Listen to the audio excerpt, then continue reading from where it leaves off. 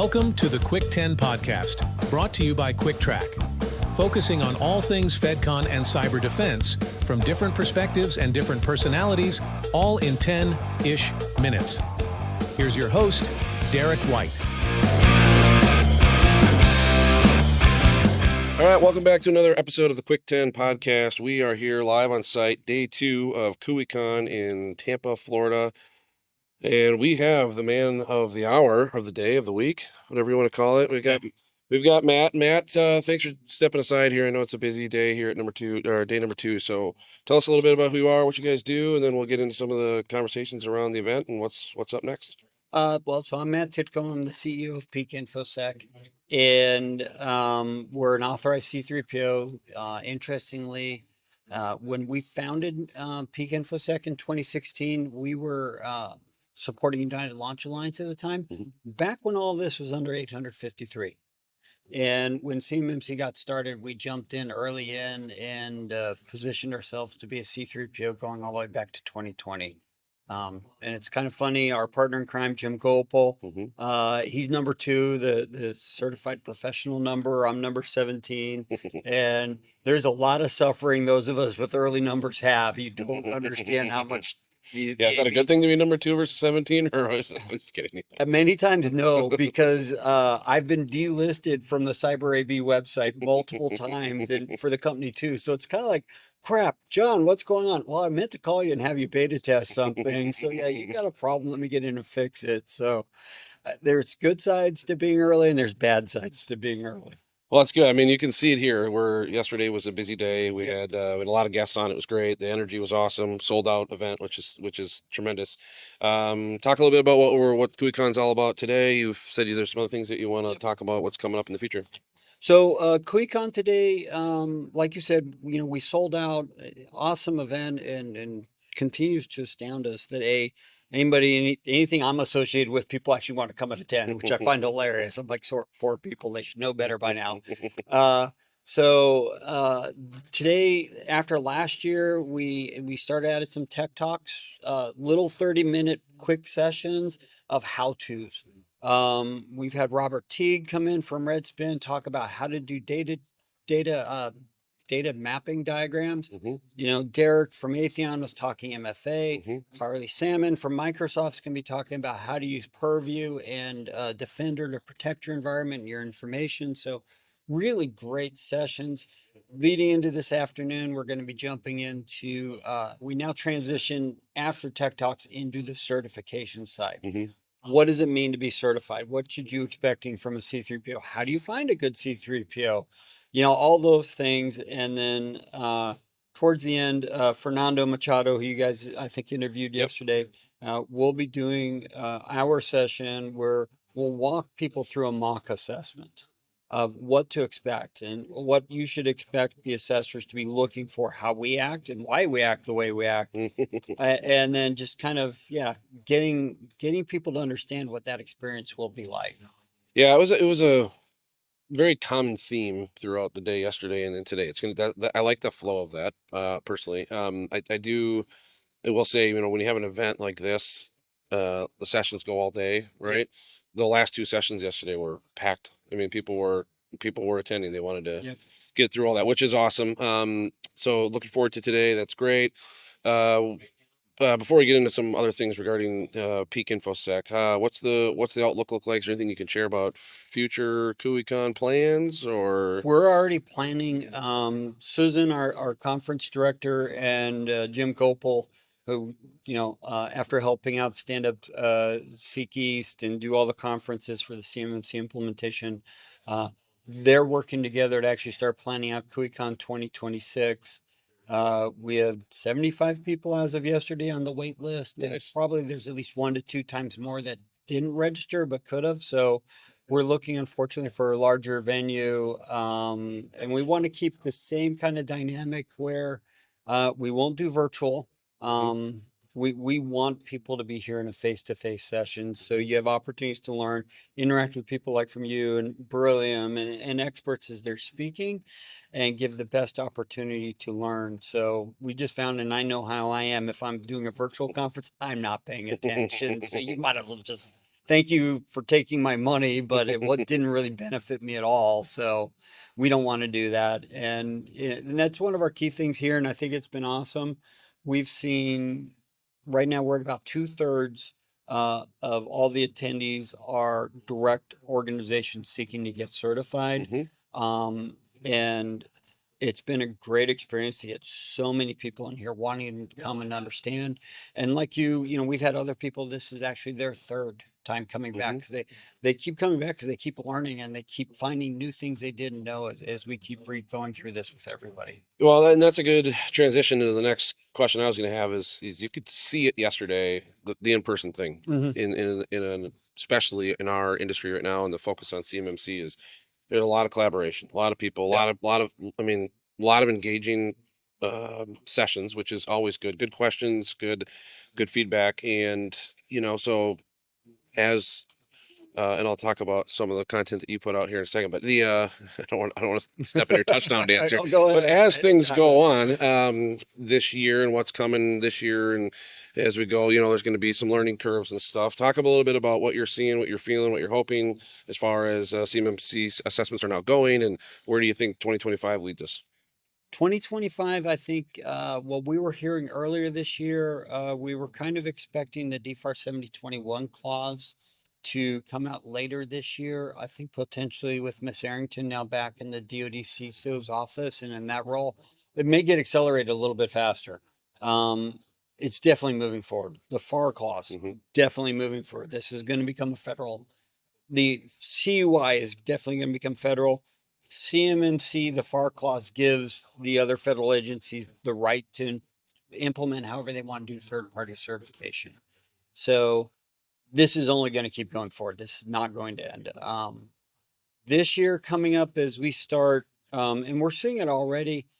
Unfortunately, what we were told when the rule was in draft was everything was going to start for us. Assessments would not start until DFARS 7021 was published. We all went, okay, great. We'll know what the rule says. We'll know how to plan. We can staff. And it was changed. Like, no, you'll be able to start certifications as soon as it's published. Wait, what? And we all panicked. And because of that, it's kind of like a marathon race. And the start of the race with us, for everybody, kind of started off additionally rough. It was kind of like the countdown clock didn't work, and it went bang, and everybody's like, "Wait, what? Now we got to run?" And so it's kind of start off, and we're going to go through waves of issues, concerns, and things that need to be worked through. I spoke with Mike Snyder at the CUICON. They're going to work with us as authorized C3POs to start to build that body of knowledge that here's best practices, here's the minimums, here's things you should be looking for. If you're an external service provider, this is what your C3PO should be giving you as a part of your certification package, because as another C3PO, I know what I can go look at, and I don't have to have you sitting in the meetings all the time. So that stuff is going to come out more this year as we grow and mature. It's going to be chaos. It's going to be bad. And I was actually talking to one of the agents that are here from Defense Counterintelligence Security Agency. And they didn't understand that, well, certifications can't start until, DFARS 7021 is published. And Alex says, no, it doesn't work that way. It works that way when DoD hands the contract out.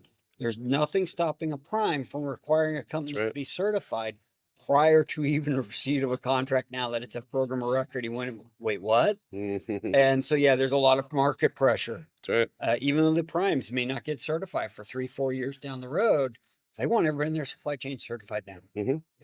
And that's true. That definitely the uptick in that in the last 3, 4, 5 months has been crazy. So I do want to talk about your content that you put out from Peak InfoSec. You have your we'll call it webinar or whatever you call them when you put them. They're not really webinars, but your content you put out is as the CMMC Churns. I almost said that when I don't want to step on. No, it's fine. It's as the CMMC Churns. It's we put it out, and it's the same thing when we started this 4 years ago. CUICON came out of the same thing. I got sick and tired of seeing people talk about wah, wah, wah, and it was echo chamber, us talking to each other. CUICON was, I need to do training. We want to help and build the ecosystem.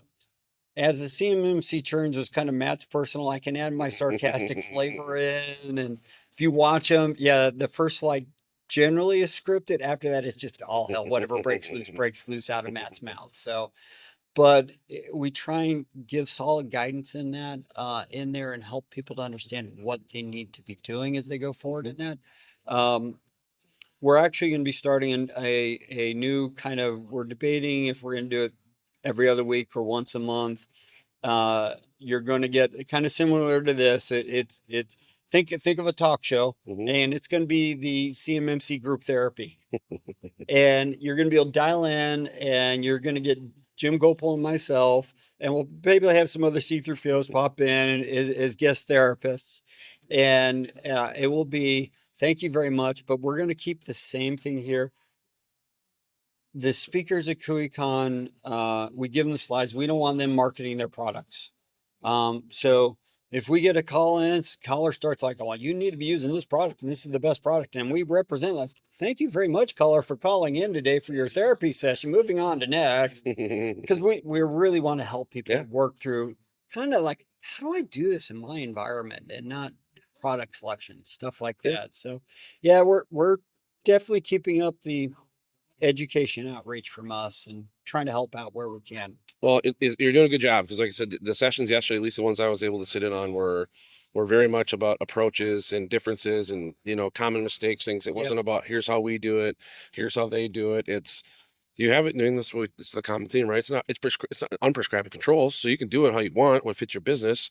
But if you don't have options, you don't have the clarity, you don't have the confidence, it gets harder for where do I go? Who do I talk to? And events like this, I think are awesome for people to get together and learn who you like, learn who you understand. Some people have different experiences. So you know what Matt just said, that fits me more than what, the person over here just said. So that's great. Well, that's good. So thank you for spending time. I know it's, we're kicking off the day here, so you have a lot of things to do, I'm assuming. So where can people go regarding Peak InfoSec? Where do you want to send the watchers and the viewers? Well, you can, for Peak InfoSec, you can go to our website, peakinfosec.com. You can also find us on the marketplace, the AB marketplace. It's an authorized C3PO. You can also just look for, Titcombe, and you can easily find me on LinkedIn. Likewise, CUICON is on LinkedIn, and cui-con.com. If you go there, you can, if you sign up for a registration list now, depending upon how late you guys publish this, we will go ahead and notify everybody that when CUICON 2026 is announced, and we're planning that, and hopefully we'll start figuring out the details in the next couple months. So probably announce it towards the summer. We do like to let everybody have time to actually kind of start planning for it, since it does kind of start right after the start of the year. But it will be down south for y'all of up north that have suffered through blizzards already. And yeah, you can see it's nice, warm, and sunny outside. And so we're not going to be in Fargo next year. No, we're not going to Fargo. It will either be in Tampa or Orlando again. Nice. Okay. So we're looking at those two regions right now. Unfortunately, we did rule out Miami. It's just too much congestion, not enough good menus for us. So I think we'll survive with Orlando or Tampa. Okay. Yep. Well, thank you, Matt. Really appreciate the time. And again, if you have not attended a CUICON event in the past and you are seeing this for the first time, hopefully you're not watching this after the 2026 one. But in the meantime, make sure you check that out. Check out Matt's information in Peak InfoSec on LinkedIn and on their website. It's really, really good content. Like you said, sometimes the unscripted stuff is better because people hear the realism of it, the real examples of stuff. So thank you for joining. And we'll have you on for a more dedicated episode here in the future, if you're okay with that. Oh, absolutely. Awesome. Well, thank you. Appreciate it. Thank you. Thanks, everyone. Thank you for listening to this episode, and make sure to subscribe to the Quick 10 podcast wherever you get your podcasts, and check us out on YouTube as well. For more information about CuickTrac, visit our website at www.cuicktrac.com. That's CUICKTRAC.com.